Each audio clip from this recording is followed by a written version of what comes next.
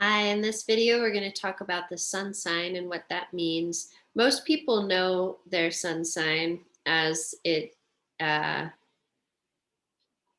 it coordinates with the season that we're born in. And how I interpret the sun sign is it.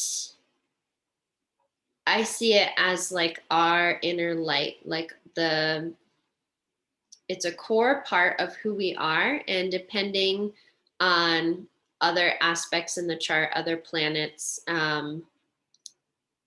that will, and also where it's placed in the chart, that will kind of show us um, how expressed our sun sign is within us. Usually when I talk to a client, they have an idea, or when I start describing their sun sign, they nod and they're like, yeah, that's, I feel that.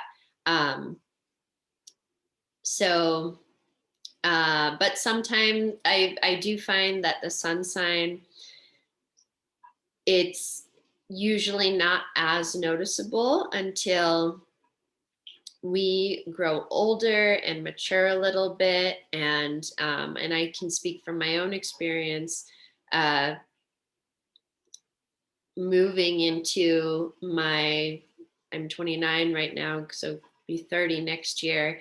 Um, I'm embodying, I've always felt a connection to my sun sign, but it feels like I am embodying it more as I've grown older and I'm heading into 30s.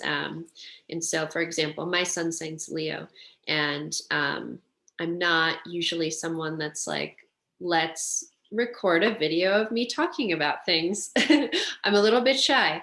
Um, and so that's just an example. Like this, what I'm doing right now is not something I would have done ever in my life prior to aging. So that's kind of an example. And if you know anything about Leo, it's kind of, well, performing and being on camera is a part of that. But anyway, yeah, I see it as like our inner light, our like what makes us shine, what makes us glow. Uh, it's a really important part of who we are. Whichever house that the sun falls in is the most important house in astrology. And so, if there's one thing that you can take from this video, you get to know the characteristics and traits of your sun sign, but also look up which house it falls in. So, uh, all the signs have an element that are associated with it. And so, if you have for example, your sun sign is in a fire sign, so that means Aries, Leo, or Sagittarius, and you have your sun in a watery house. Um, so that would be the fourth house, the eighth house, or the 12th house. The fourth house being ruled by Cancer, the eighth house being ruled by Scorpio, and the 12th house being ruled by Pisces. If you have a fiery sign in one of those houses, it's going to be a little bit less like in your face, I guess is what I'm trying to say. It's going to be a little bit less intense, maybe less expressive. So that's an example.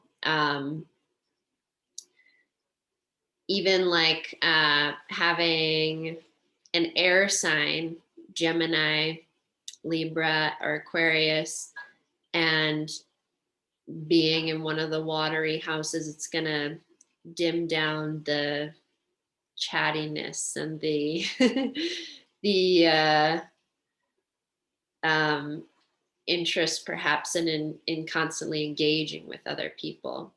So those are some examples. And